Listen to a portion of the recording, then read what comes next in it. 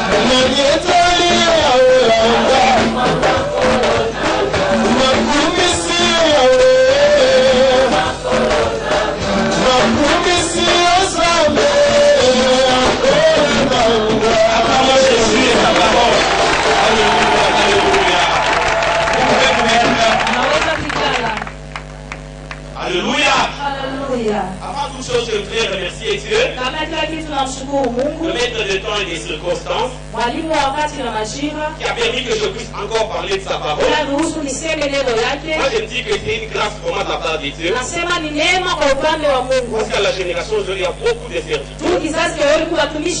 Mais Dieu m'a approuvé pour que je puisse vous prêcher sa parole. Je voudrais remercier le révérend Manda qui n'est pas encore là. Il a accepté d'écouter la voix de Dieu. Je voudrais dire merci à mon épouse. Où est-ce qu'elle est? Parce qu'elle soutient mon ministère. Et je voudrais dire merci à toute l'équipe des orateurs. Des gens merveilleux, des gens humbles. Et des gens qui vont nous faire vivre des moments intenses pendant cette convention. Que Dieu vous bénisse. Et je voudrais vous bénir aussi parce que vous êtes là. Comme salutation, vous pouvez acclamer pour vous-même. Amen. C'est vraiment une faveur que je prêche, que je sois seul à prêcher cet enfant ici. Parce que je voudrais profiter après ça que nous ayons des temps de prière. Dans cette convention, il y a beaucoup de choses que Dieu va faire. Quelque chose va se réaliser en écoutant la parole et en priant. Donc j'ai ce privilège de prêcher et d'avoir suffisamment de temps pour prier. Je crois que nous sommes des papas marités parce que dans cette convention, la mission, c'est de nous recadrer un peu en ce qui concerne le temps. Amen. Le thème, c'est dans Esther 4, le verset 14.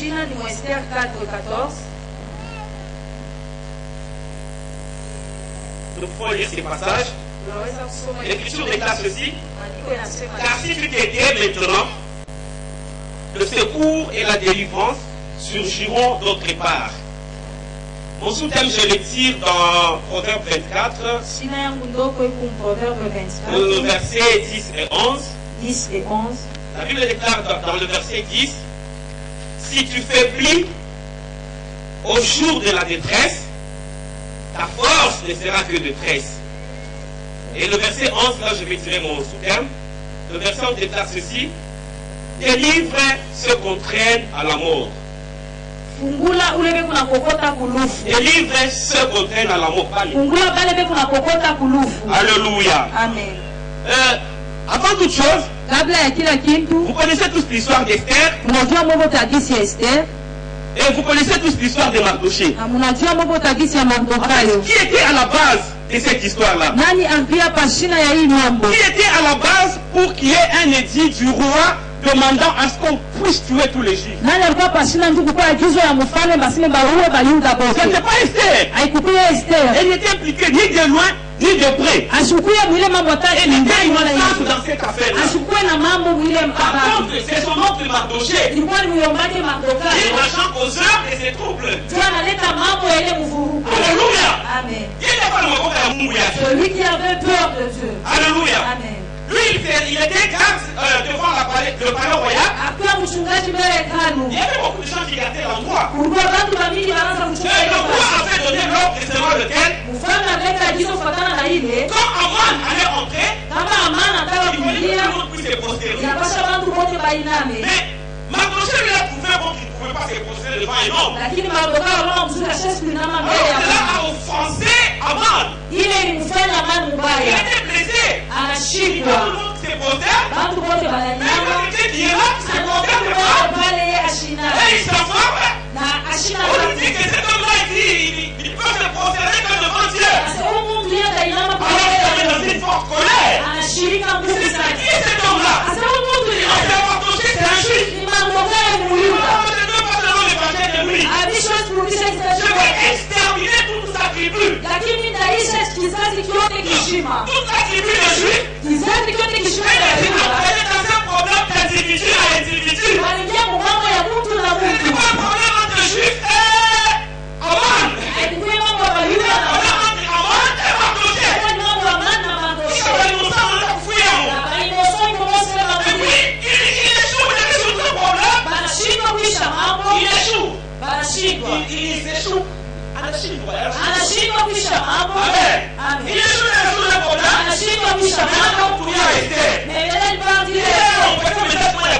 Et ils vont entrer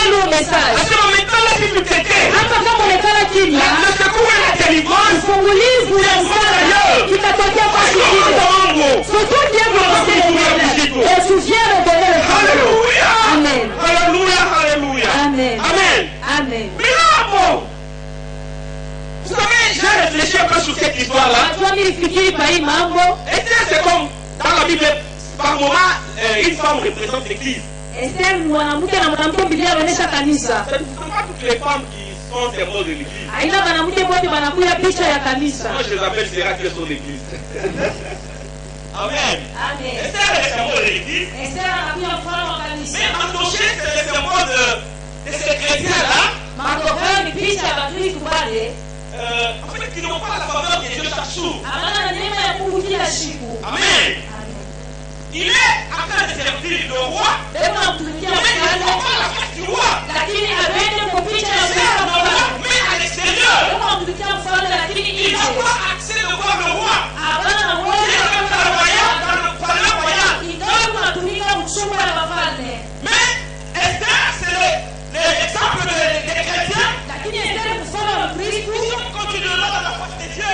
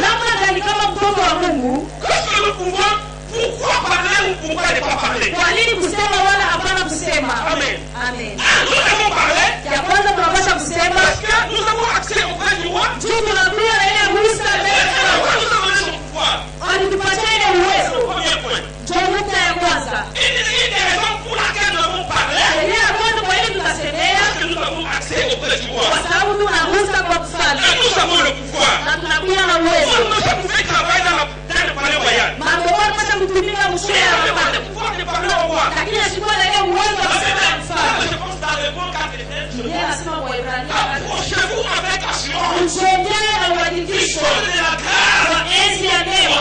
miséricorde. Et secourir dans le besoin. Alléluia. Esther avait une grande responsabilité. Sa responsabilité. Quelque chose à sa tribu. Il fallait qu'elle puisse parler. Pour causer la victoire, mais la délivrance. Et le secours de plusieurs personnes. Ne pas parler. Pour priver la délivrance. Et le secours de plusieurs personnes. C'est-à-dire qu'il doit parler. Parce que c'est du mal. Pour que les seront délivrés. Les seront secourus. Et donner leur puissance. Et donner son accès. L'accès devant sa part.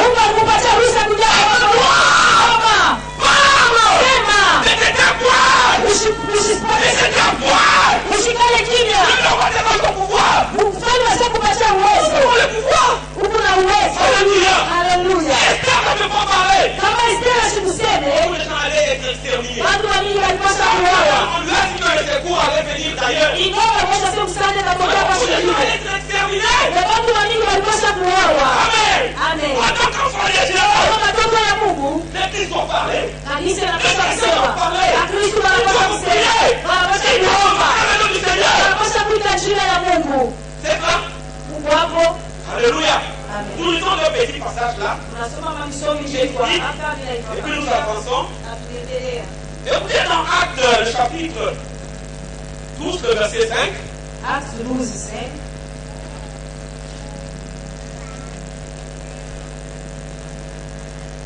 Actes 12, 5.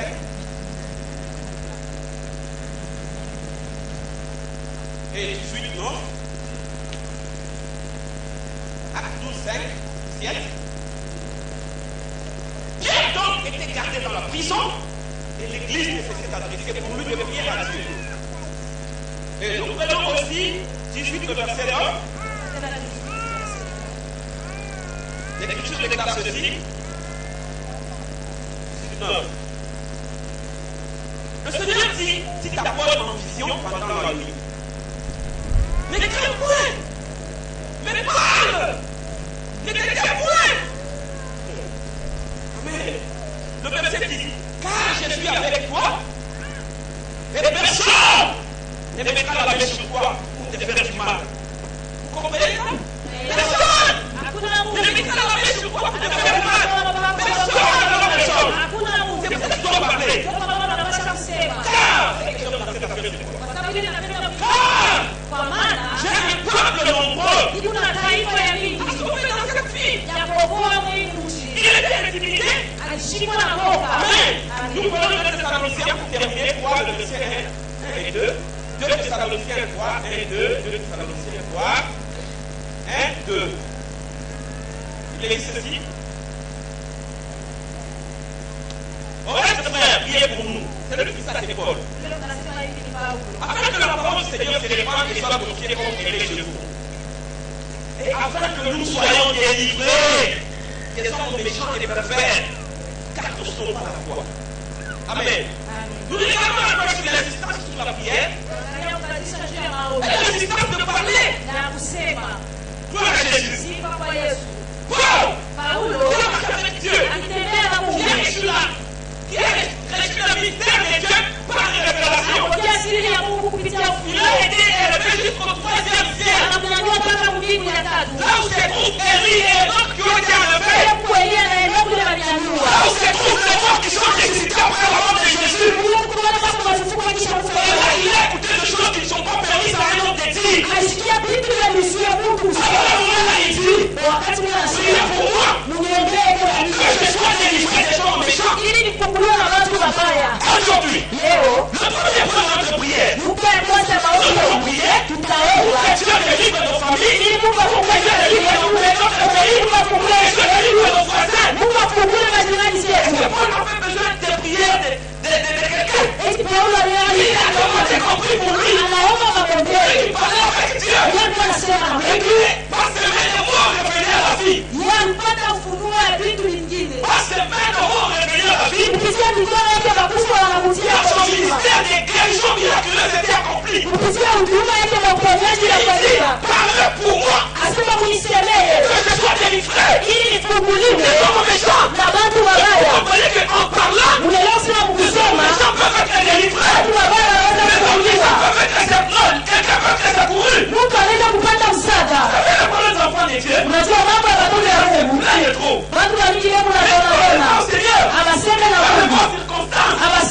Il prie pas. Il faut que c'est lamenter. Toi qui écoutes nos prières, je crois que on ne va pas avoir un même sujet de prière pendant 10 ans. Dieu ne puisse exaucer. Écoute nos prières.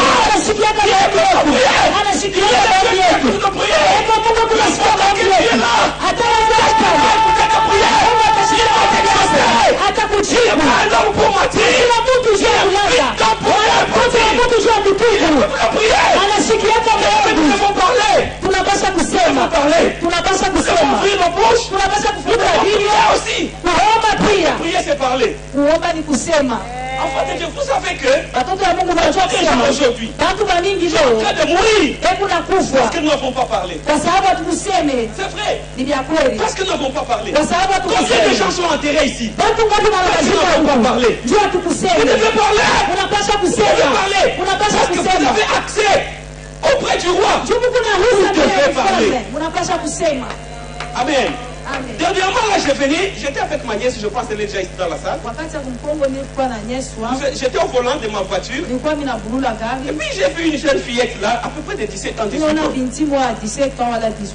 Il y avait devant moi un taxi. Souvent, je ne passe pas sur cette avenue. Mais ce jour-là, l'esprit m'a poussé à y passer. La jeune fille là, elle avait un bébé. Elle a arrêté timidement un taxi. Le taxi est passé. C'est comme si elle voulait m'arrêter. Finalement, je me suis arrêté. C'est un taxi. C'est pas un taxi. Qu'est-ce que tu veux? Elle dit non, dans la maison, il y a quelqu'un qui vient de s'évanouir là, on veut l'amener à l'hôpital. Attends, moi je vais entrer là. J'entre dans la maison. J'entre d'abord dans la parcelle. Quatre femmes là. Ils sont en train de courir dans tous les sens. Elles entrent dans la maison. Elles entrent dans la maison. Elles sont en train de pleurer. En écoutant les pleurs, sûrement que la personne vient de mourir. Quand j'entends la maison, je vois une jeune fille de 18 ans. Elle a fait comme moi, on fait tous les visages. Elle a fait des salives, elle était en train d'écumer.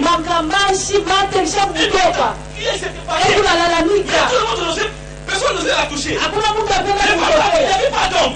Il n'y avait aucun homme. Elle pleurait, elle s'allait. Alors quand je suis entré, la première chose que j'ai fait, j'ai pas les mains, j'ai dit je chasse l'esprit là-haut. Jésus. J'ai prié à très haute voix. Je n'ai pas demandé de quelle religion ils étaient. Je n'ai pas demandé de quelle église ils étaient. Je n'ai pas demandé si ça avait reçu Jésus ou non. Je chassais l'esprit là-haut. La fille s'est calmée. Après, on la met à l'hôpital. On l'a transportée. On l'a pris dans la voiture. Il y avait un calme bizarre. Amen. Alors moi dans mon cœur là, je me suis dit que ça la bouffe. Ma nièce aussi, elle a dit, quand ils sont arrivés à l'hôpital, nous l'avons amené. Pendant que le médecin était en train de chercher les pouces, commence encore à faire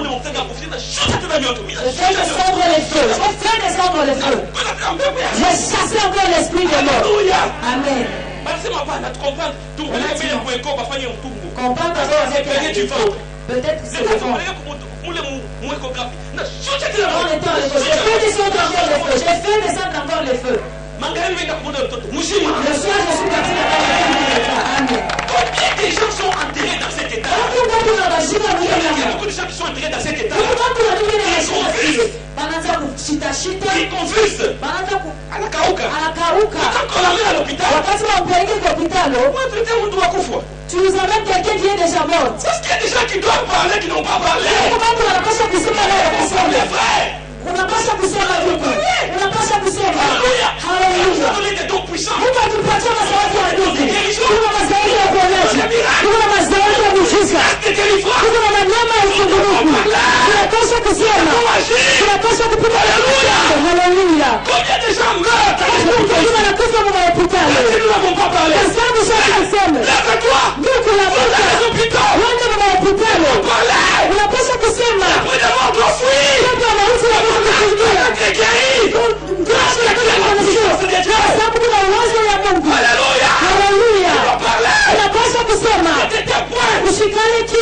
Nous avons des dons de guérison qui ne font rien ici. Nous n'avons pas ici. Parce que nous n'avons pas parlé.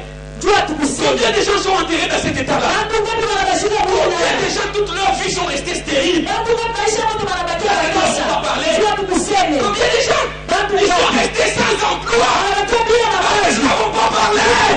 Alléluia. Devant le Seigneur. Devant le Seigneur, nous serons condamnables.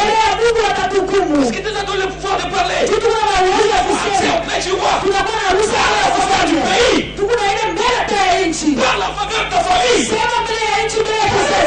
Amen. Moi, je n'ai peur. Alléluia. La Bible dit que Pierre était en prison. Pierre, par son ministère, Petro kupitia huduma il yake va revenir à la vie. bakufa barudishia uzima.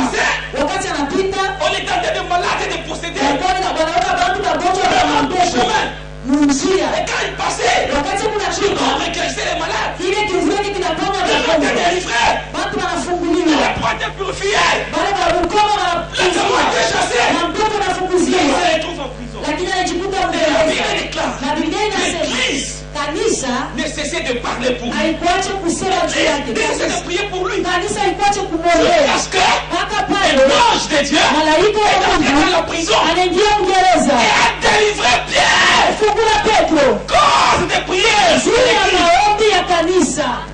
C'est important. Ile inakuwa ya kawaida. Est-ce qu'aujourd'hui nous pouvons prier pour quelqu'un qui est en prison? Eti leo tunaweza kuombea mtu leo mgereza. Nous pouvons le faire. Sisi tunaweza Est-ce que nous kufanya. pouvons gêner Eti tunaweza kufunga quelqu'un qui chakula. souffre? Juu ya Mungu yetu kanisa. Personne. Hakuna mtu Une assemblée comme celle-ci, mkusanyiko nous wa organisons une montée. tunafanya kwenda Parce que kuhubiri. un frère souffre. Kama ndugu yetu kuna Parce qu'un kesi. frère est dans la réanimation. Ndugu yetu kumwali na C'est Mungu. votre devoir. Njoo na kuya shikofoni. Kuomba. Sema. C'est votre devoir. Inakuya Si vous ne le faites pas, kama mlifanye vous serez condamné. Vous mtahukumiwa. marcherez avec la culpabilité. Mtatembea na hukumu ndani yenu. À 2 reprises, je suis entré dans la réanimation. Mara mbili nyambo ya Une fois, animation. c'était une maman qui avait fait un coma. Mama mwakuya Son mkoma. mari est venu me chercher, moi et maman Nili. Bwanake anakuwa kutafuta mimi na mama ni. Ndio la kwanza mimi yangu ni masomo alipatia Biblia tu voilà. C'était la première fois on nous a donné des choses. Alipatia mon blouson. Pacha de blouson. L'équipe de la sœur était partie. Dada kwa Nous shakwenda. avons prié. Nous avons Tunaomba. prié. Tunaomba. Amen. Amen. Elle était revenue à la vie. Anarudia La kuishi. deuxième fois, Mara ya pili une maman mama mwingine venu avec sa fille. tunaombaka na Elle était dans la kijana réanimation. alikuwa Je suis mreanimation. parti avec mon épouse. Tumeenda na Nous mke wangu. avons prié. Tunaomba nguvu Avec foi, avec détermination. na imani na uhakikisho. Mais la maman est décédée. Ule mama anakufa. Amen. Amen. Mais vous savez quoi? Unajua Je ne nini? me plains pas. Mimi siwezi kunona Moi, leo. j'ai fait mon devoir. Tumie mimi nilifanya J'ai kazi prié yangu. et Dieu l'a récupéré. Tunaomba na Mungu anambeba. Vous comprenez ça? Unaelewa On a hiyo? prié. Tunapaswa On va kuomba. être condamné par le Seigneur. Tutushukumiwa na Est-ce que Mungu. quelqu'un va? Wakati mtu Toi qui n'as atakufa. pas fait ton devoir. Ujue kufanya kazi La yako. sœur, fortifie-toi. Nasema dada Nous étions à la ujitakase. montagne. Kulikuwa Il y kumjua. a toutes sortes de prières. Kulikuwa maombi On a yote. mis en place une équipe d'intercession. Niliweka na ekipu moja kwa kuombea. Na Mungu anambeba. Nous avons fait notre devoir. Sisi tulifanya Ça kazi ne vous yote. condamnera pas. Mungu ashita Est-ce que kuhukumu. vous pouvez agir? Ndugu eti tunaweza kutenda. Est-ce que vous pouvez pleurer avec ceux qui pleurent? Tunaweza kulia na wale wako Vous kulia. pouvez réjouir avec ceux qui se réjouissent? Tunaweza kufurahi na wale wako kufurahi. Combien de gens souffrent? Bantu ngapi wako Ils ont des problèmes. wako na mamambo. Mais pour nous, c'est pas seulement entrer dans la présence du roi. Mambo linapa C'est entrer dans la présence du roi. ni kuingia Et mtoka les solutions des gens. kutoka na jibu. Pourtant, Njoo inakuwa c'est important, frère. inakuwa kabaila Nous sana. avons Dieu. Tukuna Que Mungu. les gens voient Dieu au travers de nous. Bantu waone Mungu Que les gens voient les kupitia miracles de Dieu au travers de Bantu nous. waone miujiza kupitia Ils ont shehe. trouvé des solutions près de nous. Wapate majibu kupitia Nous shehe. voyons la face du roi. Kwa sababu tunaona uso mkubwa. Parle. Sema. Parle. Sema. Aujourd'hui, nous allons parler pour nos familles. Leo tutasema njoo majamaa yetu. Alléluia. Amen. Délivre ceux qui périssent. Fungula bale bako napotea. Délivre ceux qu'on a mis à la mort. Fungula bale bako napeleka Nous kulushi. sommes trop mous. Tuko baridi Les sana. chrétiens sont mous. Bakristo wako Les baridi. chrétiens sont timides. Banakuwa baridi Ils kabisa. sont dans la congelés. Bekumene kuwa na Ils sont kiasi. plus audacieux. Abana tena na Ils sont kiasi. plus courageux. Abana na Ils nguvu. sont plus violents. Abana tena na Quel Nenda sema. Jean-Baptiste jusqu'aujourd'hui. Tangu leo na Le royaume des cieux est foncé. Ce sont les violences qui s'emparent. Alléluia. Amen. Lève-nous les mains, frère. Tunapasha kulamuka Mungu. Allons marcher. Twende mkasoma. Allons parler. Twende Il y a tukasema. des gens qui doivent être sauvés. Watu wanapasha kuokoka. Parlez. Sema. Les résultats appartiennent au Saint-Esprit. Na majibu yanakuja kwa Mungu. Wewe sema. Les résultats appartiennent au Saint-Esprit. Majibu ni Roho Mtakatifu. Alléluia. Amen. Nous nous contentons seulement de nous-mêmes. Sisi tunajiangalia Alors qu'à kwa côté, les voisins meurent. ile sema jirani yetu Dans kwa l'hôpital, les malades meurent. Hospitali wagonjwa kuna kufa. Est-ce que vous savez qu'au milieu de nous, Eti mnajua il katikati y a des yetu gens qui peuvent, par leur ministère, tuko watu amener de fous à la raison. kuleta majibu wanapata sheria. Amen. Amen. Amener des fois à la raison. Amen. Nous devons parler, frère. Tunapasha kusema ndugu. Amen. Amen. Nous devons parler. Tunapasha Esther, c'était une femme faible. Esther alikuwa Mais mwanamke elle est mzuri. une nation. Analamuka juu ya taifa. Amen. Amen. Vous pouvez être minime. Unaweza kuwa Vous kidogo. pouvez être même petit ou petit. Unaweza Mais ta parole peut être grande devant le Seigneur. Alléluia. Elle peut être grande devant le Seigneur. Les gens s'attardent sur les apparences. Regarde à l'esprit qui est en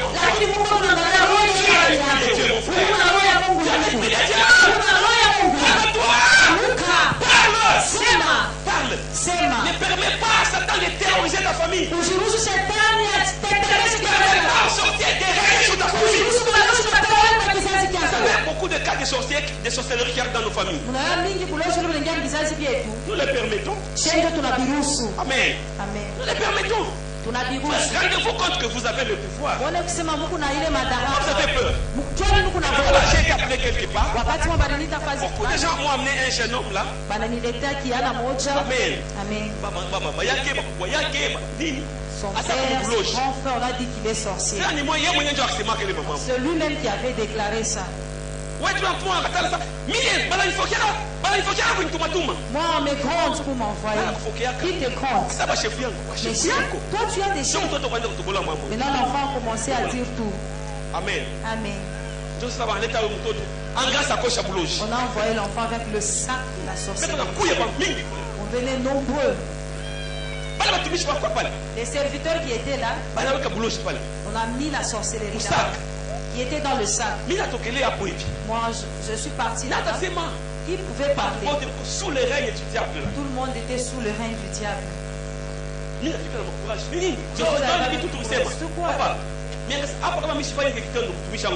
Si je n'agis pas ici, j'ai ouvert le sac, j'ai pris tout, j'ai brûlé ça. Un jour, on travaille. J'étais là avec deux pasteurs de la génération. Alors, dans cette conférence-là, un garçon, je pense de 20 ans, est venu s'est confessé parce qu'il était dans la sorcellerie. Il venait de son village. Il a déterré son grand-père qui était chef coutumier au village. Une partie de la veste de son père. Et son frère avait qu'il était dans le sens. Son frère avait désobéi, on l'a tué. Et tout le monde est au courant que ce frère l'a tué, Dieu a désobéi, on l'a demandé de il a déterré son frère, il a pris les cheveux. Il est venu auprès de nous avec de bouteilles. S'il y avait de produits orange, s'il y a des cheveux, s'il y avait des armes. J'ai déjà foudré quelqu'un là-bas à la police, il est déjà décédé. J'ai dit oui, certainement. Après, son pasteur était là. Dans notre église, on me craint beaucoup parce que j'ai frappé. Le pasteur a dit oui, vraiment. Et puis il chante en canon vocal. On le craint beaucoup, ce frère. Amen. Amen.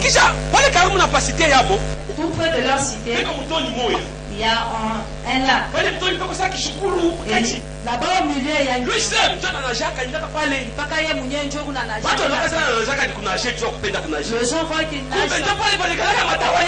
là où il y a ses fétiches. Lorsqu'il nous expliquait toutes ces choses, il nous a expliqué les exploits qu'il faisait dans la sorcellerie. Moi, j'avais ma caméra, j'ai filmé. Après avoir tout terminé, il fallait prier pour lui. J'ai dit oui, nous allons prier maintenant pour lui. Amener l'essence. J'ai pris toutes ces bouteilles, toute la sorcellerie, les cheveux, les parties de la veste, les ongles. J'ai mis ça. Lorsqu'on s'est tenu debout comme ça, avec le pasteur de la génération, j'ai vu aussi le pasteur. Nous voulons maintenant prier pour lui. Le pasteur continue à Alléluia. Amen. Ici, frère, nous avons le pouvoir. Le pasteur est parti. Il a fui. Amen. Amen. Plusieurs personnes m'envoient le pouvoir. Vous avez le pouvoir. Dis la voix, celui qui a t'écouté. Tu as le pouvoir. Tu dois parler. Qu'est-ce qu'il a dit? Anacheka. Piga mbele mikono juu ya Yesu. Acclame pour Jésus. Amen. Amen. Nous devons parler. Tunapasha kusema Moi, je suis conscient des choses qui sont en moi. Mie niko na zamiri ya Quand vitu je marche, viko ndani yangu je wakati suis mimi natembea. parfaitement conscient des choses qui sont Niko en na moi. zamiri ya vitu vile viko Et ndani quand je yangu. parle, Wakati mimi je nasema, pèse mes mots. mimi nasema Je sais que kusema neka na chaque bushika. parole qui sort de ma bouche Vitu vile vinatoka peut mkono créer du yangu. dégât dans le camp de l'ennemi. Inaweza kuleta Peut mfano amener kwa la vie giza. auprès des enfants de Inaweza Dieu. kuleta kushima kwa watoto Les ya jours où Mungu. tu vas dans Kumulima, Le jour où on était à la montagne, pasteur Elie est pas le témoin. pasteur Eli est témoin. Mais quand Kumulima, tu n'as pas, tu n'as On pas. a prié, on a prié. On a moi, je pense qu'elle est au milieu de Il nous. y a une sœur qui est au milieu de nous. Mais c'est pour ça. Apa tutashika Kumulima. J'ai dit, lorsque nous allons quitter Pende cette kushikata mtu moya. je ne veux plus entendre quelqu'un Abele malaria yake ashuke nayo. prendre sa maladie. Ule wana malaria yake hapa yeye mpaka pamoja. Celui qui est malade, qui laisse sa maladie On l'a ici. dit. On était On rentrés. a la moya dit, elle souffrait atrocement, il y a problème, il y a asthme. Il y a une sœur qui souffrait de l'asthme. Pakupanda kumulima sabi ya mambo, anasabu anamenye nini, comment on appelle ça? Spray yake, il est asthme. En montant la montagne, elle a oublié son Et le pasteur spray. qui me dit que pakupanda péniblement pa mulima. Le pasteur a dit qu'elle pendra un goût Parce que ça. quand Kipande, il fallait anapompa. Kipande, mais ce jour-là, elle a oublié son truc là. Il est sûr qu'on a savoir qu'il est qui. Quand nous sommes arrivés à la montagne, Wakati nous avons prié. À la fin, j'ai dit que personne ne descende avec maladie. Mwisho nasema Mungu Que toutes les maladies, vous laissez ça ici. malali yote muyache Usipaka la paka. mouche tunashuka, Nous on descendait. unapanda tena na malaria. Tu remontes encore, tu prends ta maladie, tu prends ton problème. Je voulais utaka mabirima kule tuenda kuomba. Mambo inaisha. 2 semaines après, non, 2 mois après. Miezi mbili kisha, Mimi na msekteur hapo safa nikaomba leo kufi. je suis parti dans leur secteur. Ngala kwa mwisho kule. Je me suis mis derrière. Kutoka pasa hivi. Sasa hapana mbele kwenda. En sortant, le pasteur m'a Sasa dit, mama huyu anataka kushuhudia. une maman veut Mama ni témoigner. nini unataka kushuhudia? Maman, c'est quoi? Pale shiko mkisimama mlima sasa tuache malaria. Lorsque vous avez Acha malaria yangu. moi j'avais laissé ma Bila maladie. shuka hivi na ile dawa ameshapitupa na hapa Je sasa. suis déjà jamais jeté mon frère. Il a sema hii ni Il Mungu. fallait juste que nous puissions parler. Ilipasha kusema tu. C'est ça papa. Musa kuna carburant. Mimi nimebaka mimi nauza. Ava, achetez même le carburant, j'avais pris ça. Alléluia.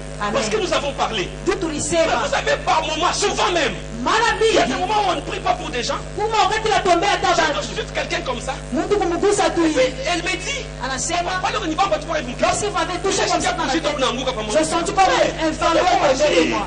Les enfants de Dieu sont si timides. Zani ni watoto wa Mungu ni barua. Mungu na Vous uwezo. avez accès auprès du roi. Unakuwa na ruhusa mbele Quand ya vos familles mfalme. sont en train de souffrir comme Zani ça, na bizazi ni voilà, vikatosha. sorcellerie dans vos familles. Zani ni bulozi na Alors que vous avez le kwa pouvoir. ile saa Mungu na J'ai le uwezo. pouvoir, j'ai le Sema pouvoir. ni kuna uwezo. Alléluia. Amen. Est-ce que nous pouvons mettre fin à ces choses?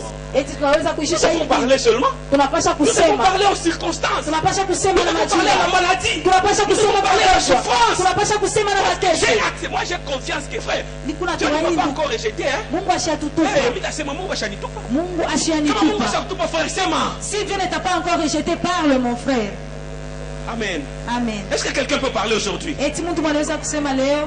Aujourd'hui, nous allons prendre le temps de parler. Leo Nous tutapewa allons wakati prier. wa kusema Afin tutaomba. que les enfants de Dieu vivent la main de Dieu après cette Watoto wa Mungu convention. waishi mkono wa Quand Mungu nous kisha étions en train de kutabaki. préparer la convention, Tulikuwa Dieu a dit tunatengeneza. il va visiter beaucoup Mungu de asema atapegua watu wa Je mingi. veux qu'aujourd'hui Dieu puisse te visiter. Napenda leo Mungu akupegue. Alléluia. Hallelujah. Notre Dieu, Mungu pas wetu seulement un Dieu de près, il est aussi un Dieu de loin. na ni Mungu tena Même wa si tu as mbali. laissé ta famille en dehors de Colosie. Hata uiache kizazi Tes cha parents mbali vont créer des choses dans ta famille aussi. Msemo wako utatenda vitu. Acclame Jésus, je passe au deuxième point. Italia Yesu mikono. Amen. Amen. Pourquoi nous devons parler? Juu ya nini tunapasha Nous devons kusema? parler encore. Tunapasha Parce kusema que tena l'église, juu kanisa c'est la colonne inakuya ni msingi et l'appui de la vérité. na pale ukweli inaegamia. Colonne et appui de la vérité. Nous prenons deux lectures. Tutasoma mausomi Acte mbili. 19. Acte Donc, on parle tout au couille, après aller. Moi, tu fais un kilo. Acte 19, 1 à 6. Kisha 1 Timothée 3, 15. Acte 19, 1 à 6, c'est moi. Pendant qu'Apollos était à Corinthe, Paul, après avoir parcouru les hautes provinces de l'Asie, arriva à Éphèse. Ayant rencontré quelques disciples, il leur dit: avez-vous reçu le Saint-Esprit quand vous avez cru? Avez-vous reçu le Saint-Esprit quand vous avez cru? Il lui répondit: nous n'avons pas même entendu dire qu'il y ait un Esprit Saint. Saint-Esprit, Jonani. Saint-Esprit. Ici, chez nous, il n'y a pas un visiteur qu'on appelle Saint-Esprit. Quand même pas Il a le Saint-Esprit. Le Saint-Esprit c'est Pour les On les a ensemble. Finalement, de quel baptême avez-vous donc été baptisé? Il répondit encore: du baptême des gens. Paul dit, Paul dit, Jean a baptisé du baptême de repentance, disant au peuple de croire en celui qui venait après lui, c'est-à-dire en Jésus. Sur ces paroles, ils furent baptisés au nom du Seigneur Jésus. Lorsque Paul leur eut imposé les mains, le Saint-Esprit vint sur eux et ils parlaient en langue et prophétisaient. Ils étaient en tout environ 12 hommes. Et la Bible déclare au verset 10, cela dura 2 ans, de sorte que tous ceux qui habitaient l'Asie, juifs et grecs, entendirent la parole du Seigneur. Et 1 Timothée 3,15, il est dit ceci, mais afin que tu saches, si je tarde, comment il faut se conduire dans la maison de Dieu, qui est l'église du Dieu vivant, la colonne et l'appui de la vérité. Amen. Amen. Paul va à Éphèse. Il trouve des gens, des chrétiens. Je dis des chrétiens, pas des juifs. Des chrétiens qui étaient là. Il leur pose la question de savoir. Avez-vous reçu le Saint-Esprit? Donc cette église, quand Dieu m'a évolué, elle avait 2 problèmes majeurs. Cette église ne connaissait pas l'existence du Saint-Esprit. Donc cette église-là ne parlait pas au Saint-Esprit. Cette église ne pouvait pas être conduite par le Saint-Esprit. Parce qu'il faut l'invoquer pour qu'il vous conduise. C'est des gens qui vivaient dans l'ignorance totale en ce qui concerne le Saint-Esprit. Ils avaient été seulement baptisés dans le baptême des gens. Donc ils étaient en retard de baptême. Vous avez été baptisé dans quel baptême? Non, il faut que vous soyez baptisé au nom de Jésus. Il y avait un problème majeur à résoudre. Être baptisé au nom de Jésus. Et ça, il y avait le problème du Saint-Esprit. Quand Pierre le prie, il allait les baptiser. Après les avoir baptisés, il leur imposé les mains. Ils furent baptisés du Saint-Esprit. Ils commençaient à parler en langue. Et même là, ils commençaient à prophétiser. Vous êtes avec moi? Vous êtes là? Amen. Donc cette église marchait dans l'ignorance. Ils étaient sincères. Mais ils ignoraient le Saint-Esprit. Ils ignoraient le baptême de Jésus. Ils étaient vraiment sincères. Qui pouvait les condamner? Ils étaient sincères. Mais ils n'étaient pas dirigés par le Saint-Esprit. C'était une église qui avait la lourdeur. C'était une église qui avait la chair. Parce que les hommes se conduisaient eux-mêmes. Ils sondaient les Écritures. Mais l'absence du Saint-Esprit causait préjudice. Alléluia. Amen. Écoutez, enfants de Dieu. La Bible déclare, je t'ai laissé pour que tu saches comment te conduire dans la maison de Dieu. Qui est la colonne et l'appui de la vérité. Dans l'église, on doit apprendre aux gens à vivre dans la vérité. Alléluia. C'est important. Frère, ça fait mal. Quelqu'un vient sincèrement dans la présence de Dieu. Pas dans une convention, en tout cas au Kinshasa, en tout cas au Mbushima, en tout cas au Mumbashi. Nous devons aider ces gens-là qui bénéficient de la faveur de Dieu. Qu'ils soient bénis. Et l'Église a comme mission d'annoncer toutes les vérités de la Bible au peuple de Dieu. C'est important. Alléluia. C'est très important, frère. C'est très important. Vous savez, ça fait mal. Quand tu bouffes la dîme de quelqu'un, tu bouffes le ventre de quelqu'un, tu bouffes même les dons de quelqu'un, tout en les laissant courir dans la misère, dans la pauvreté et dans l'ignorance. Il faut aider ces gens-là. Il faut les aider. Ils sont dans la bénédiction. Amen. Amen. Combien de serviteurs de Dieu? Ma dîme de ma deuxième femme. Ils sont en train de manger les dîmes de deuxième femme. Amen. Amen. Combien? Bangapi. Ah, voilà, moi, je vais 3, pas 4.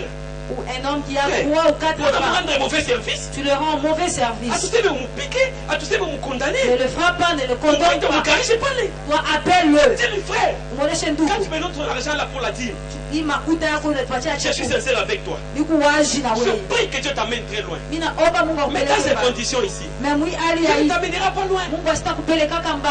Et tu vas trouver la faveur de Dieu. Moi, je vais maintenant dire Amen.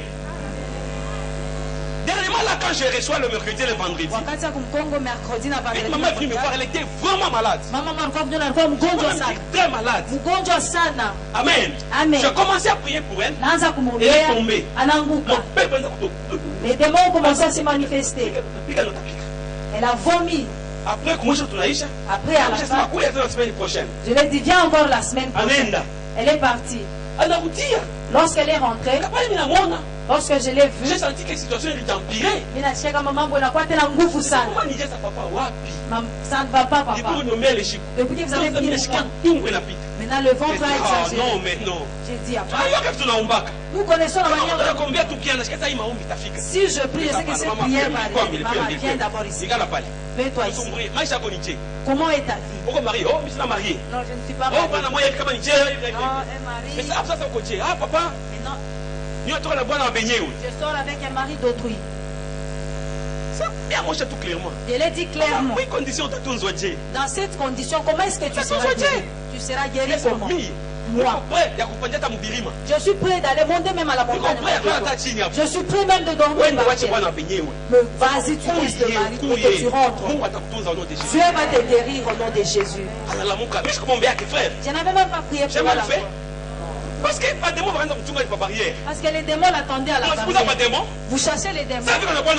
Comme il a le mari, on l'attendait à la barrière. On l'embrasse encore. Comme ça. C'est quelqu'un avec qui tu l'as injecté le poison. Elle est partie. Anenda. Mais fort malheureusement, elle est partie pour ne plus revenir.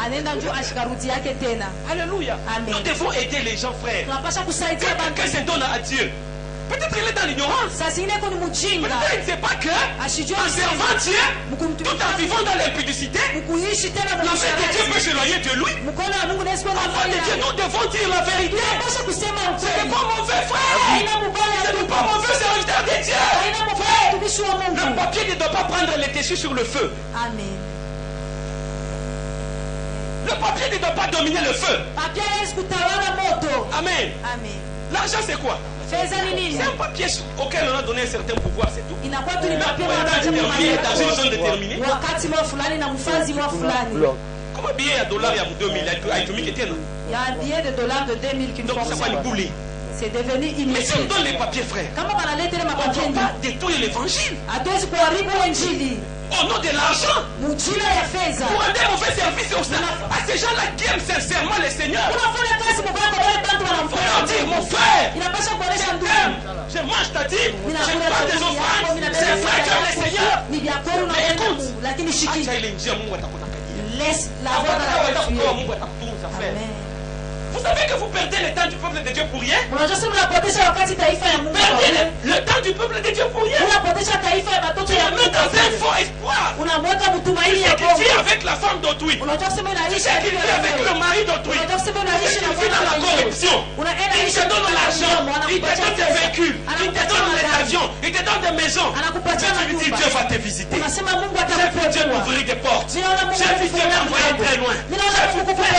C'est faux. Dieu ne veut pas les visiter.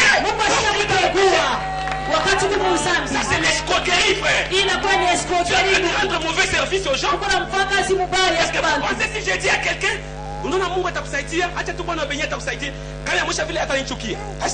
si je l'ai dit, laisse le mari d'autrui, Dieu va te laisser. Il y a des gens qui ont laissé les maris d'autrui. Ils ont cessé l'impudicité et Dieu l'a béni. C'est ça l'amour des gens. Tu laisses quelqu'un mourir en maintenant si nous parlons, on dit il parle beaucoup. C'est ça la vérité. Il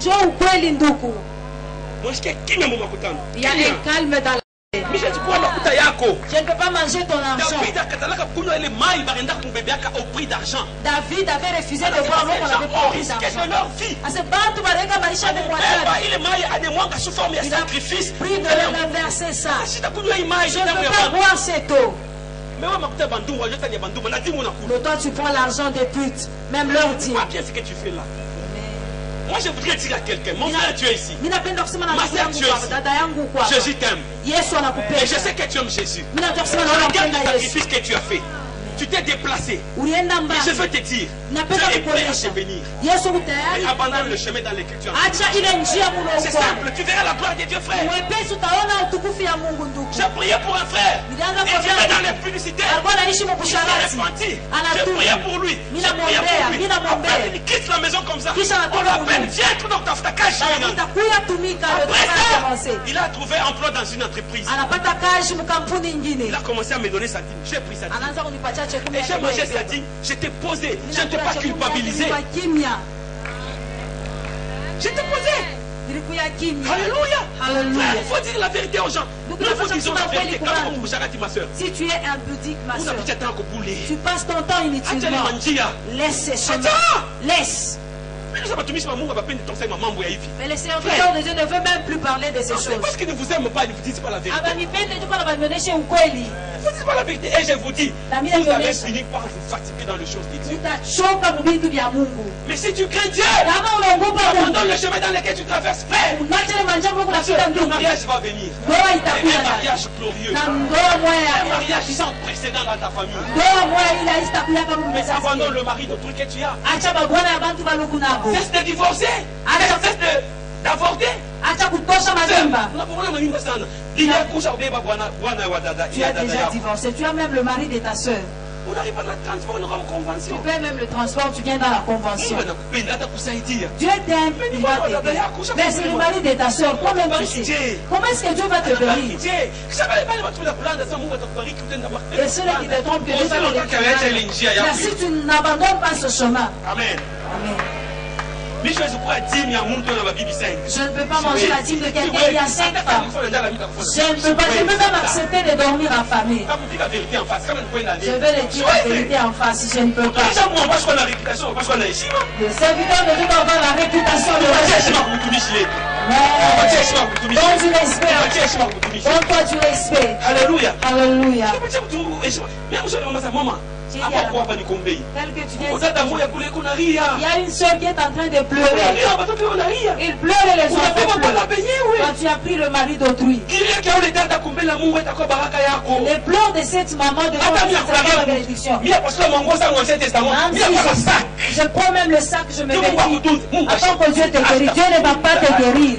Dieu ne va pas te guérir. Est-ce que les serviteurs de Dieu peuvent commencer à dire la vérité? Est-ce que Batumisha Mungu alisi kusema ukweli? Les gens ne vont pas partir.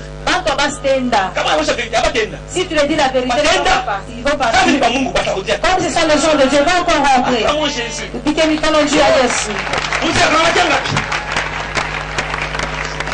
Amen. Amen.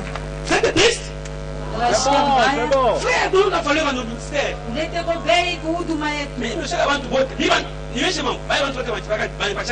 tous ceux-là qui me donnent leur vie, ils ont déjà payé même de vie. Parce que j'ai pris de tout. Ils sont dans de mauvaises voies. Ne fais pas ça, tu ne vas pas voir la main de Dieu. Ne fais pas ça. S'il est béni, moi je suis dans la vie. Je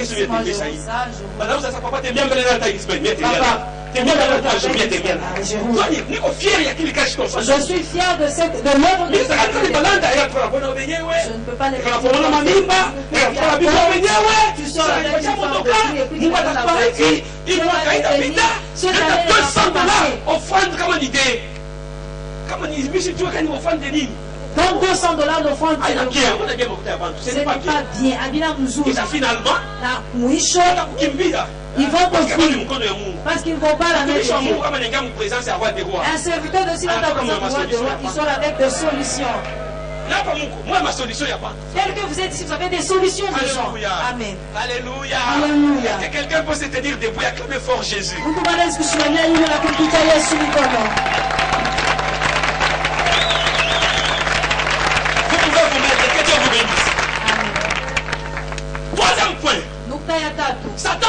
monde nous empêcheront de parler. Shetani na dunia itatuzuiza kusema. 1 Thessaloniciens 2, je pense que c'est ça. 1 Thessaloniciens 2, 15 à 18.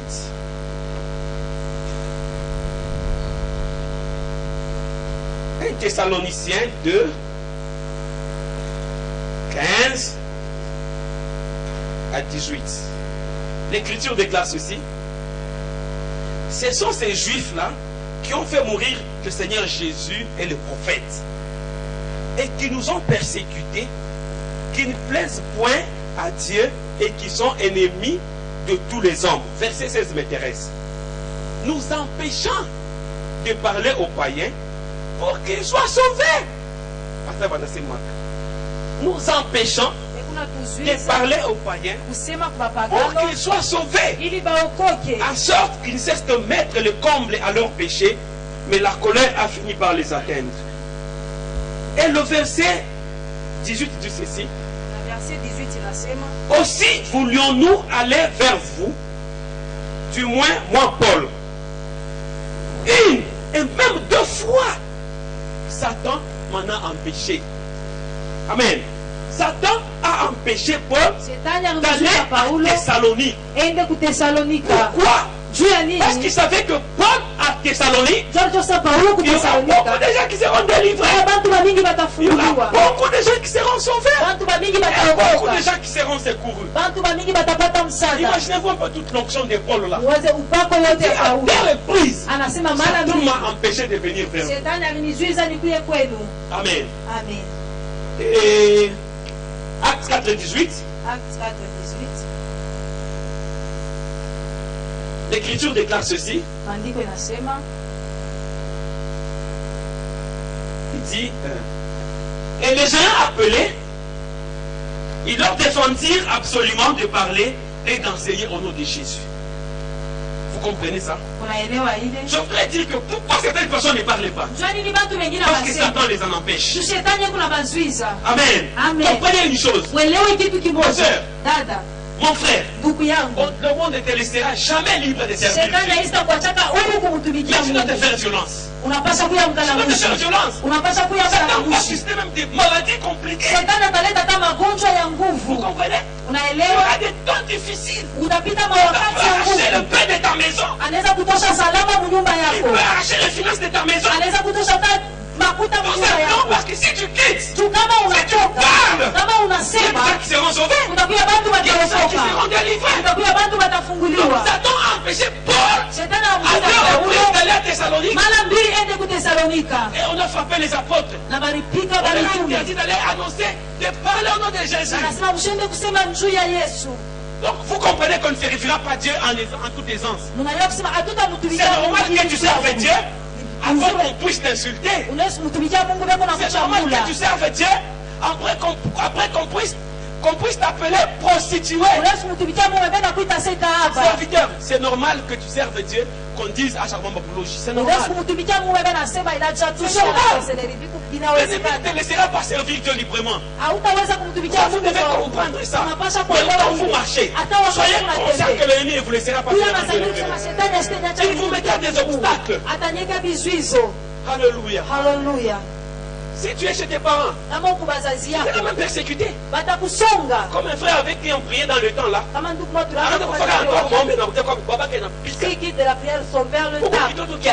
Toi, tu es quelle sorte d'enfant? Ils ont même la bière à Simba, hyper frère de sang. Il vient encore. Déjà, même à la fin, prier pour moi. Regardez ce que mon père m'a fait. Amen. Amen. Où le frère Mungu ampelé Kambari. Ce frère là-bas est parti loin avec Dieu. Ne laissera pas servir Dieu librement. Voilà, tu manqueras même les chaussures. Satan peut te priver de beaucoup de biens. Vous savez pourquoi parfois Dieu nous éprouve? Dieu nous éprouve pas pour voir si nous l'aimons. Dieu le sait que nous l'aimons. Il le sait très bien. Que nous pauvres, pour que nous puissions nous-mêmes nous rendre compte si nous aimons Dieu ou non. Dieu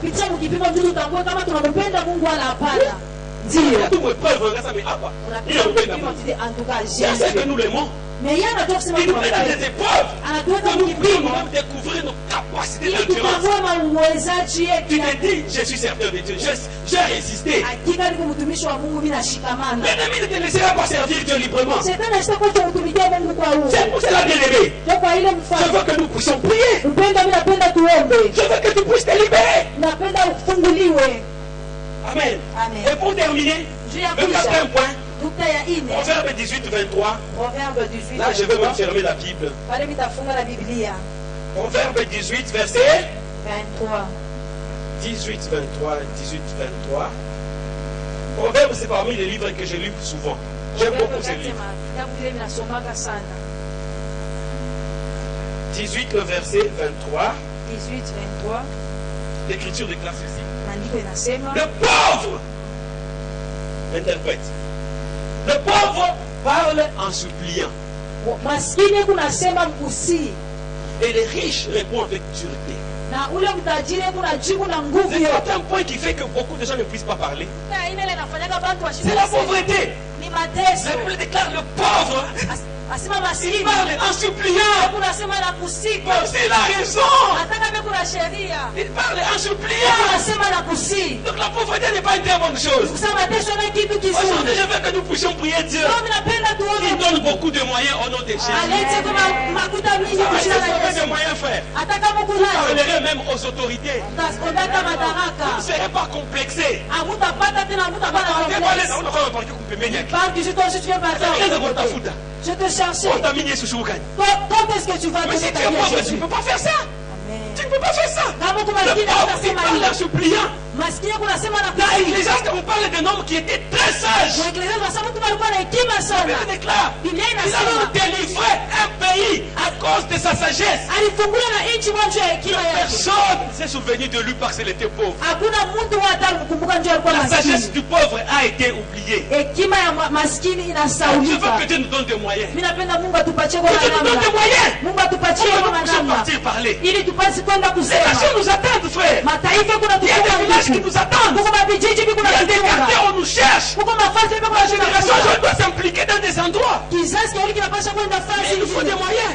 Na tubidi manamna. Alléluia. Alléluia. Il nous faut des moyens, frère. Na tubidi manamna Le ndugu. pauvre, il parle en suppliant. Maskini kunasema na kujishusha. Si tu es pauvre, frère, tu ne peux pas prêcher l'évangile. Kama uko maskini ndugu utahubiri Tu vas prêcher injili. comment? Utahubiri Tu je? vas payer les podiums comment? Tu Utauza vas payer les hivyo. poplines comment? Utauza Tu vas payer les micros comment? Utauza mamikro Et je? Dieu veut que nous puissions parler. Lakini Mungu Les anapenda deux raisons pour tuseme. lesquelles Dieu veut que nous puissions parler. Sheria kwanza Mungu anapenda Il y a des gens qui tuseme. doivent être sauvés. Kuko bantu wanapaswa Pendant que je parle, Wakati que Dieu te kuna donne sema. le moyen pour aller Mungu parler. akupatie kwa namna ya kwenda Je veux kusema. combien de nous qui est des frères Najua katika qui auront des camions bado watakuwa na vont partir avec des makamio. trucs comme ça et qui vont évangéliser Jésus. Et quand ils partiront, et Dieu sera avec eux. Dieu sera devant eux. Ils parleront aux malades et malades seront guéris. Ils vont purifier les lépreux. Frère, que Dieu te donne le moyen. Ma soeur, que Dieu te donne le moyen. Il te donne des moyens. Il te donne de l'argent.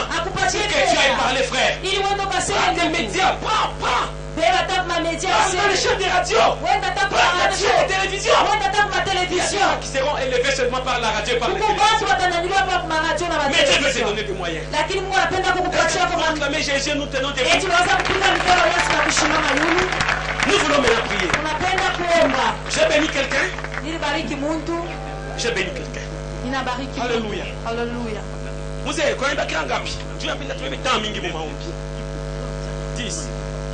Ni message moya leo. Amen. Amen.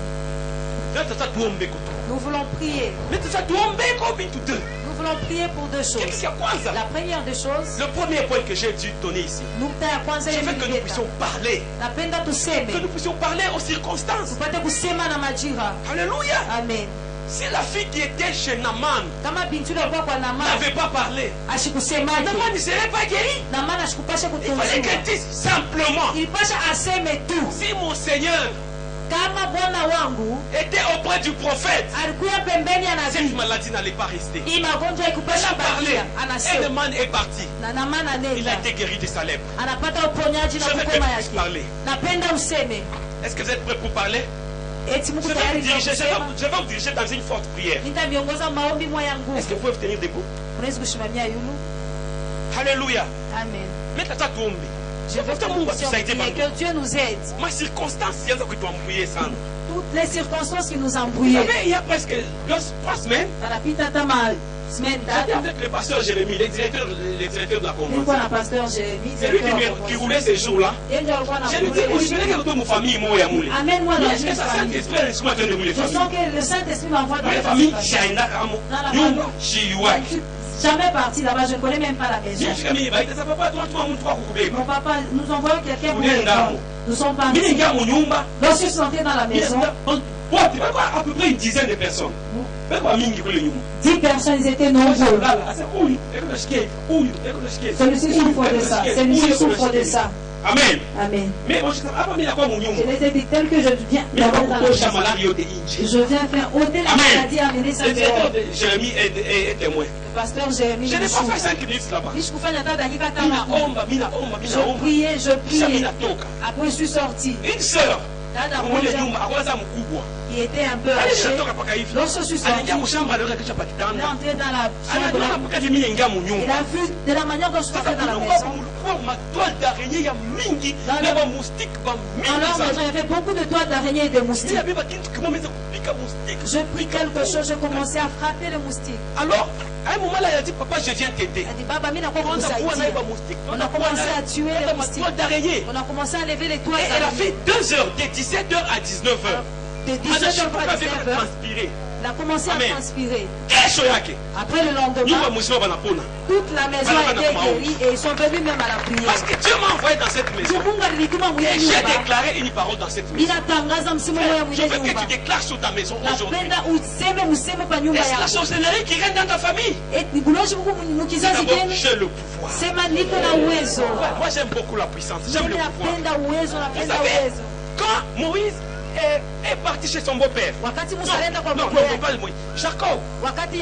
La Bible dit, il est parti avec. Lui, il dit, je suis venu avec un bâton seulement. Et le bâton, c'est le symbole de la puissance. Le symbole du pouvoir. Un bâton seulement. Mais quand il est quitté de chez son beau-père, il est revenu avec des richesses, des femmes, d'enfants, beaucoup de biens. Il est parti avec le pouvoir. Il est revenu avec la richesse. Le pouvoir. Aujourd'hui, que ce pouvoir t'accorde la richesse en notre Jésus. Que ce pouvoir te donne l'autorité sur le puissant. La première des choses, nous allons neutraliser ma puissance sur ta sorcellerie par Maïcha. la puissance de sorcellerie sur nos familles, nos frères. Nos familles, on est tellement qui m'y sana. Il révérend dans ce moment tellement qui m'y sana. Attends, bouge à Kuluma. Comme le révérend dit, même le chef répète. Alléluia. Ne permets pas la sorcellerie de régner dans ta famille. C'était une femme. Elle a même fait 30 jours sans voir le roi. Esther, on sauvait toute une nation. Je sais que tu es faible quand tu regardes d'apparence. Tu es faible. Mais sache qu'en toi il y a des paroles puissantes. Mais si tu parles des paroles puissantes, tu vas les lancer dans le camp de l'ennemi.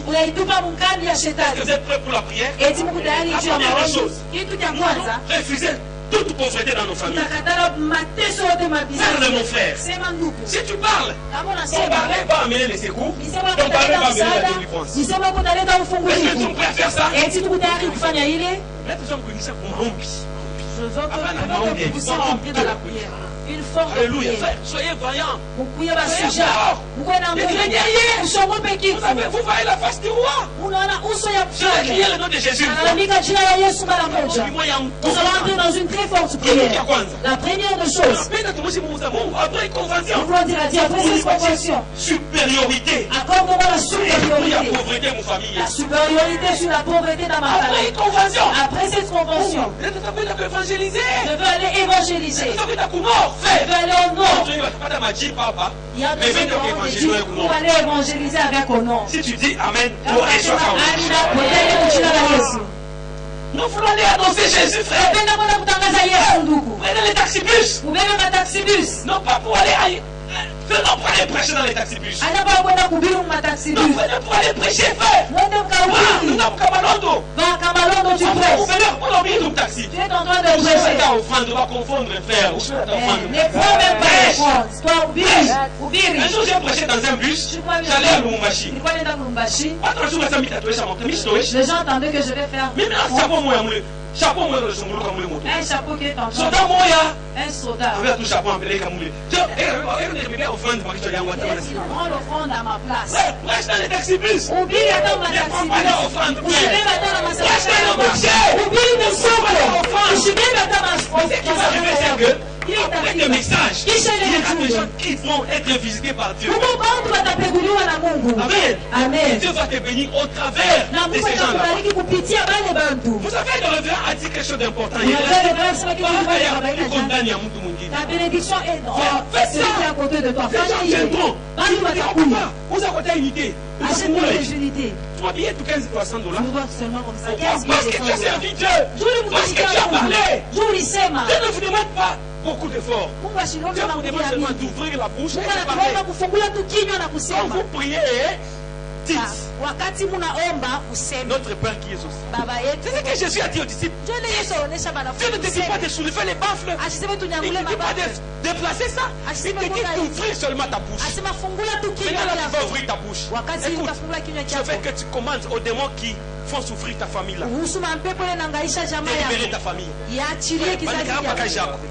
Ils se sont mis sur Libérez le business yako. Ils libèrent ton Est-ce que vous business. êtes prêts pour la prière? Eti mko tayari njoo ya J'écris le maombi. nom de Jésus une fois. Nalalamika jina la Yesu Nous mara entrons dans la moja. prière. Tunaingia mu Nous allons maombi. parler aux Tutasema. circonstances. Tutasema kwa Nous allons mambo. détruire les forces du mal. Tutaharibu Je vous ai vibaya dit que vyote. l'ennemi ne nous laissera pas libres de Niseme servir shetani Dieu. asitatocha Il huru va envoyer des kumtumikia maladies. Mungu. Il Atatuma va envoyer beaucoup de magonjwa. problèmes. Atatuma mambo mingi. Est-ce que vous êtes prêts? Eti mko tayari? Jésus!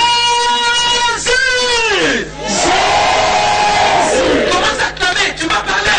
Sinon, la chance c'est la sorcellerie.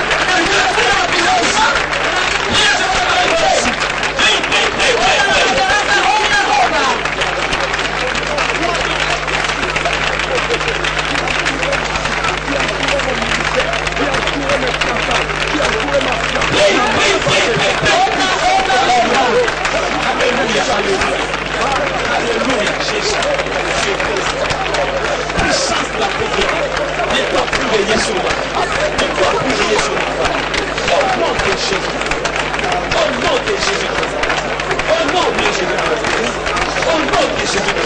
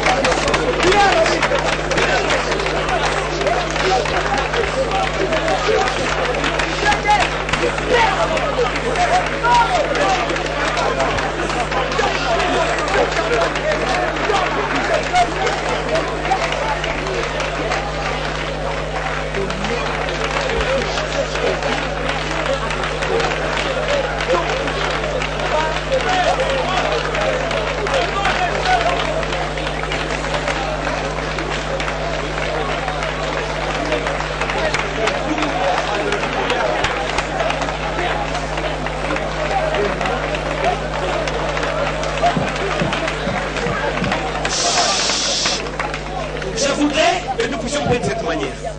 La première des choses, frère, prends l'autorité que tu as. Amen. Amen. Nous allons d'abord nous attaquer aux forces de Satan. Tena mbele mule manguvu ya Qui est venu avec l'espoir d'être béni dans la convention. Nani anakuja na tumaini ya kubarikiwa? C'est le moment d'être béni par les Ni Seigneurs. wakati ya kubarikiwa na Bwana. C'est le moment d'être béni par les Ni Seigneurs. wakati ya kubarikiwa na Mungu. Alléluia. Amen. Je veux que tu prennes cette autorité-là. Napenda Je vais déclarer une parole sur ta vie. Et je sais que ça va t'accomplir sur ta vie. On m'a dit plusieurs fois. Notre génération de solution des mots. Tout ce que tu diras sur quelqu'un, ça va. Kukolezi kote kile utasema kwa Mungu kitafika. Nitasema kitu kwa maisha yangu leo. Haleluya. Que tu te bénisses, frère. Ila Mungu akubariki sana. Peleke mbali. Les gens se rendent compte que tu sers Dieu. Watu watakuwa Mais la première des choses, kitu cha kwanza. l'autorité. Ukuna madaraka. Écoute, frère, je viens dans l'esprit de sécurité sur ta famille. Embale hoya dans la famille. Combien de choses?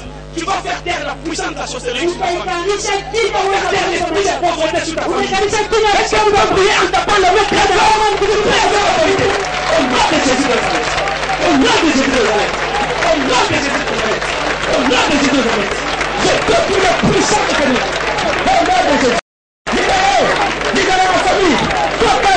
Toka pauvreté. Toka. Toka. Toka. Toka. Toka. Toka. Toka. Toka.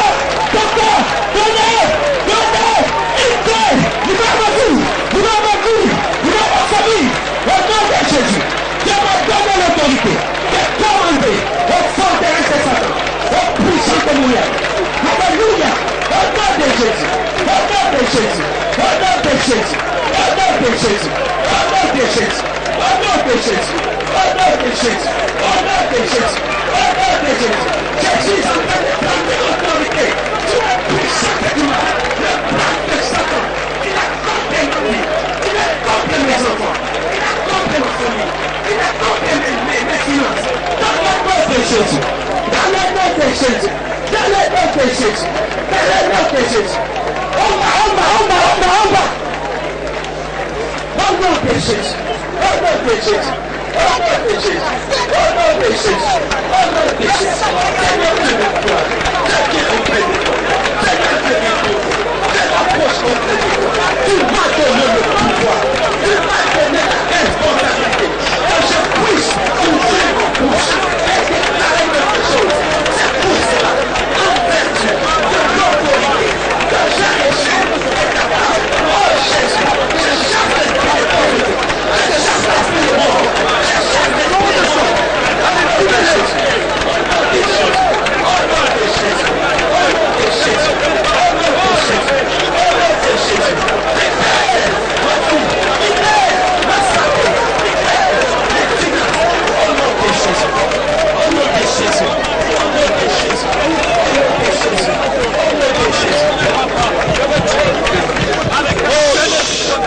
Je voudrais battre pour la honte. Dès que nous sommes en train de prier, Ya kwanza, la première des choses, je veux que nous puissions tufungule kukinywa juu ouvrir en fonction ya révérend mandat en fonction de parce votre que mandat. bananipatia révélation moja ya asubuhi ya On leo m'a donné la révélation le iko ya matin. mubaya pa maisha yake Une très mauvaise révélation sur mais le mule matin. révélation il fallait tumwombeye Il fallait amen qu'on prie pour lui. lavi Mungu na autorité ya Mungu esprit de mort avec le combat sur Chasser l'esprit de mort sur la vie de papa et maman. autorité Et tu es sur Sasa le après ile mandat. Après ça, tutakombea sasa wewe nous allons maintenant prier pour toi. lavi huyu unakuletea nguvu Comme le combat est peke yako unaweza toi seul tu le peux rien. tutakombea sasa wewe Nous allons prier mais pour toi. tuombe kwa révérend mandat Avant d'avoir le papa mandat, menace esprit de mort nous allons chasser le esprit de mort. uwezo moja giza iko na siletea juu yake Puissance de mais cette sans nous avons le pouvoir nous avons l'autorité nous avons nous avons l'esprit l'autorité. supérieur Nous voulons aller voir on a dit cette chose au nom de Jésus-Christ.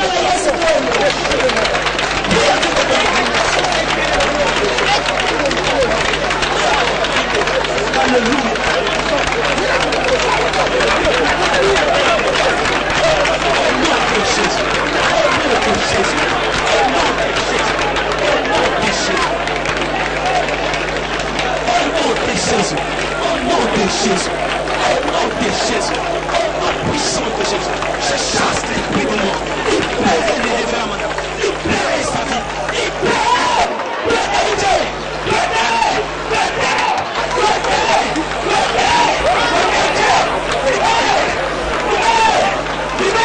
au nom de Jésus, tu n'as fait aucun droit, les guerres, le péché, j'ai l'autorité de Jésus.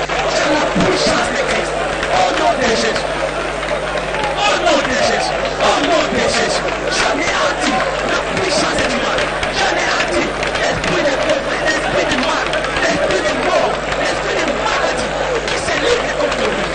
J'ouvre la bouche, je le bénis, je le bénis, je le bénis, il ne mourra pas, au nom de Jésus, au nom de Jésus, au nom de Jésus, au nom de Jésus, au nom de Jésus, au nom de Jésus.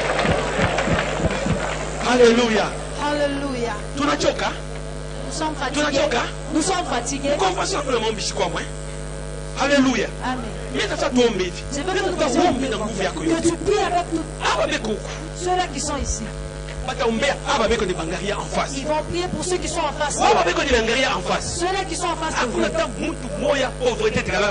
Aucune personne n'a pauvreté. Tu prends l'autorité que tu as. Tu pries pour eux. Que Dieu les bénisse. Amen. Amen. J'ai dit que pauvreté, il est empêché de me dire. La pauvreté peut nous empêcher de servir. Prends la charge de ceux qui sont ici. Que Dieu se souvient. Et vous qui êtes ici, priez pour ceux qui sont ici. Ceux qui n'ont pas de mariage. Que Dieu puisse. Avec autorité. Nous allons prier avec autorité. Nous sommes venus pour chercher Dieu. Nous voulons voir la main de Dieu. Après cette prière, que les gens témoignent la grandeur. Nous sommes en train de prier. On va appeler pour un contrat. On va appeler pour un travail. Alléluia. Alléluia. Maintenant, je divise cette partie en deux.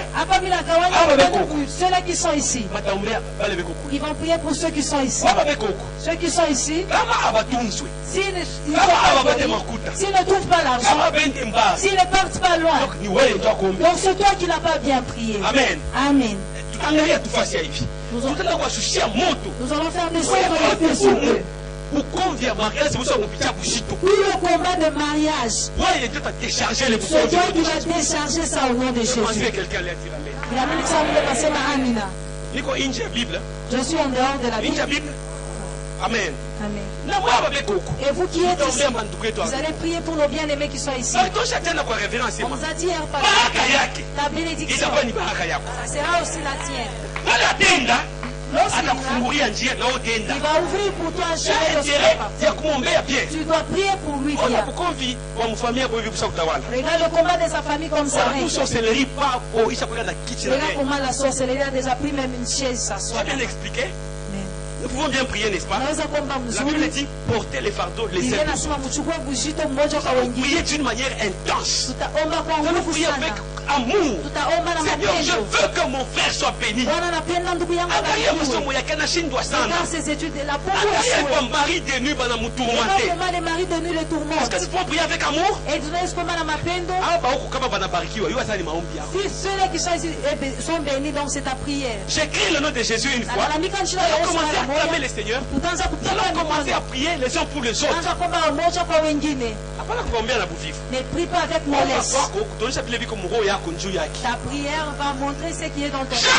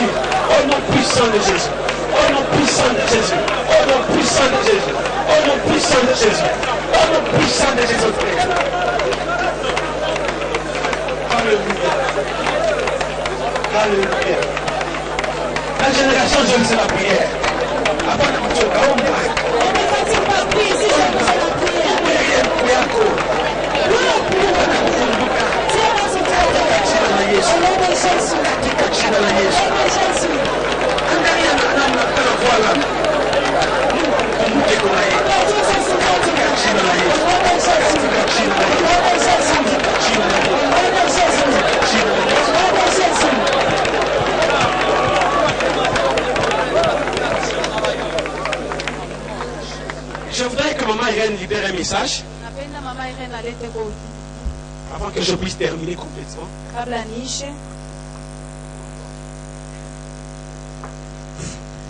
Amen. Amen. Est-ce qu'on peut acclamer très fortement le roi? J'ai l'impression que tu as acclamé pour moi. Acclame pour le Seigneur.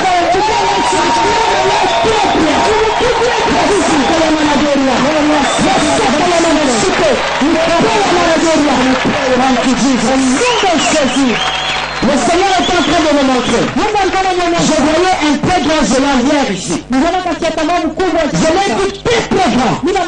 Sa tête dépassait même ses paupières ici. Maintenant nous sommes en train de prier. Je suis en train de le voir tomber. Ainsi parle le Seigneur. Tout de ce matin. L'intervention va changer. Parce que le Seigneur va nous visiter.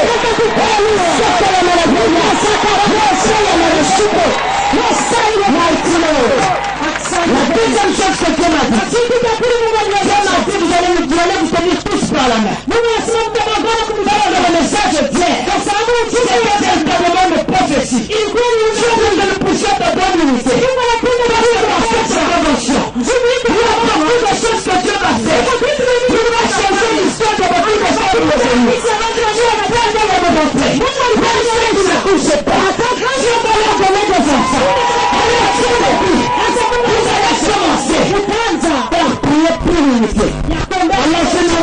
Je ne sais pas si vous allez me comprendre, mais que nous puissions faire un maillon. Donc, comment je peux dire? Que ça soit fermé, voilà. Que nous tentons à ce que l'on connaît, à moins que nous pas là. Il y a quelque chose que Dieu va faire de grand dans cette soirée. Le diable nous a défiés. Mais nous allons aussi le défier. Et de grandes choses miraculeuses se passeront en ce lieu. Nous allons prier pour l'unité. Afin que Dieu règne au milieu de nous. Faisons vite. Le temps est parti. Nous allons faire cette prière. Nous allons dire, Seigneur, nous puissions être comme un seul homme. Je veux que nous puissions être comme un seul homme. Nous allons prier pour l'unité au milieu. Et le règne du Saint-Esprit. Nous sommes en train de prier. Prions au nom de Jésus.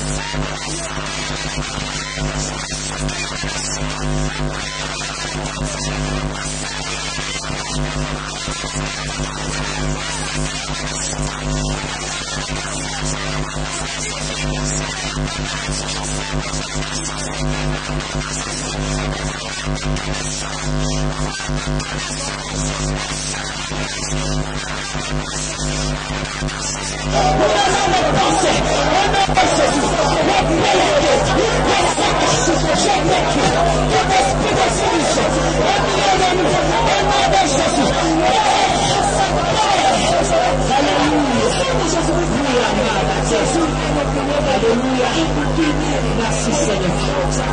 Au nom de Jésus. Amen. Amen. Que le Seigneur nous bénisse. Nous allons faire la dernière chose.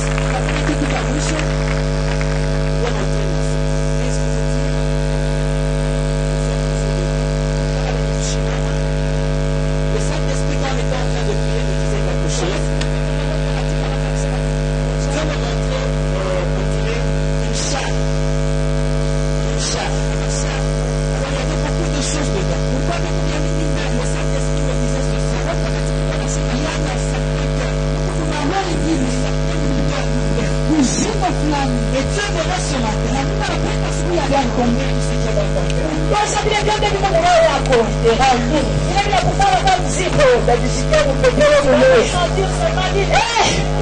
J'aime le Seigneur. Napenda Bwana. Et le Saint-Esprit me disait. Je me laisse ce matin. Napenda sikia leo. Situation de vos cœurs. Afin que je rentre complètement libre. Wala ndani yenu. Je ne serai pas prié pour tout le monde. Mais j'ai la foi. Que s'il y a qu'un peuple le Seigneur, quelque chose va se passer. Attendez.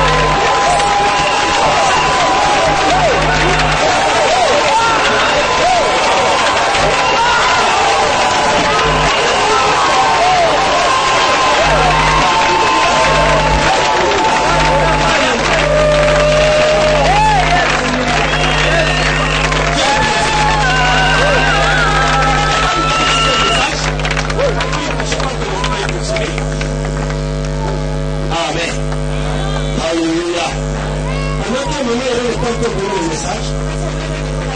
Je pense que les gens de l'événement étaient ici. Et il y avait une forte cour au milieu de nous. Pendant que cette cour-là était en train de tomber, j'ai vu les gens quand on est venu avec les biens, les gens faisaient sortir l'argent dans leur poche et ils s'agrassaient dedans. Et il y avait vraiment tout un tas de choses ici. Et après j'ai vu un jeune homme, le jeune homme était ici pour le prégalaka Rogue. Ce jeune homme était dans la mouvement, donc je l'ai vu venir, on a pas pu encore mieux quand même ici. Il avait l'esprit pour amener un mouvement dans le peuple. Le Seigneur pour le peuple actuellement là, c'est pour connaître le peuple de Seigneur encore.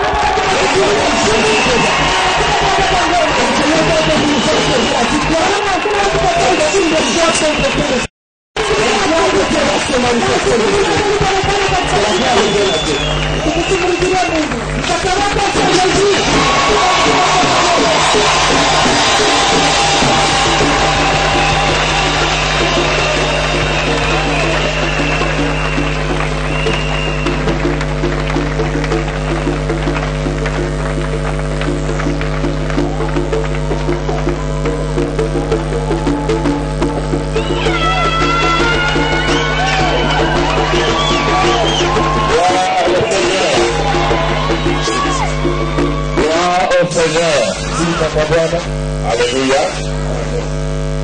Un communiqué très important. Nous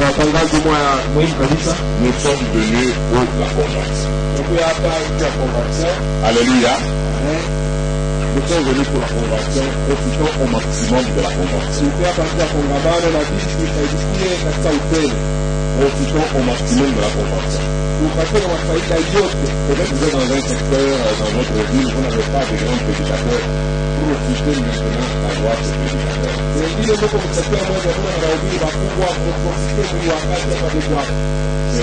y a des ministères qui sont par un seul message. Il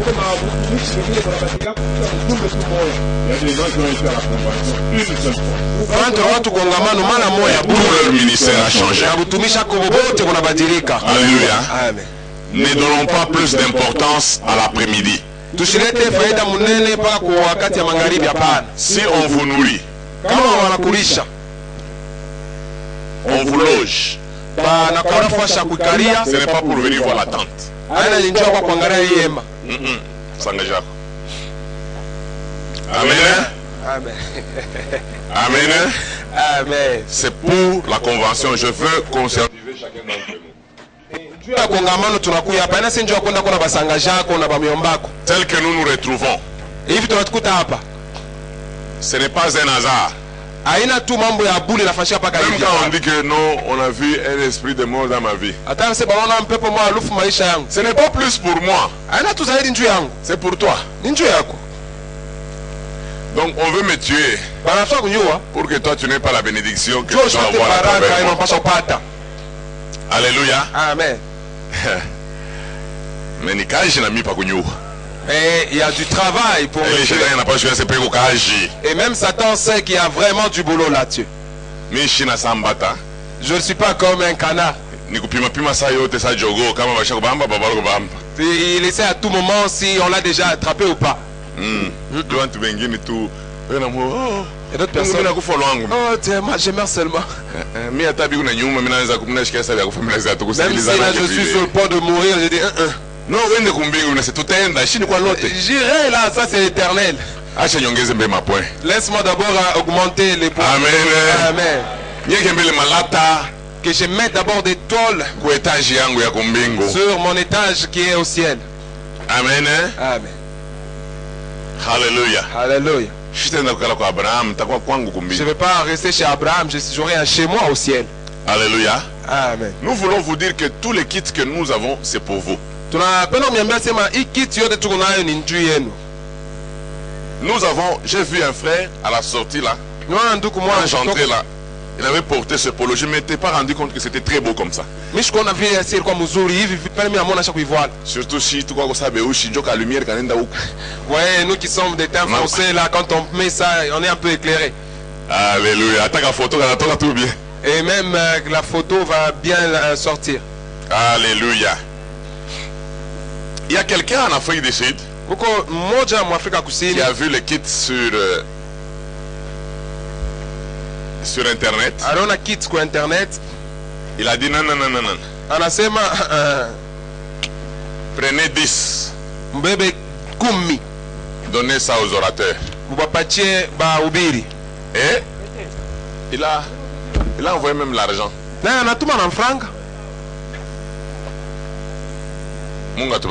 Que Dieu nous bénisse. Amen. Amen. Seigneur, nous venons te rendre hommage. Nous qui étions autrefois de brebis errantes, nous suivions chacun sa voie. Maintenant, nous sommes retournés vers toi, le souverain pasteur et le gardien de nos âmes. Reçois la gloire, Jésus.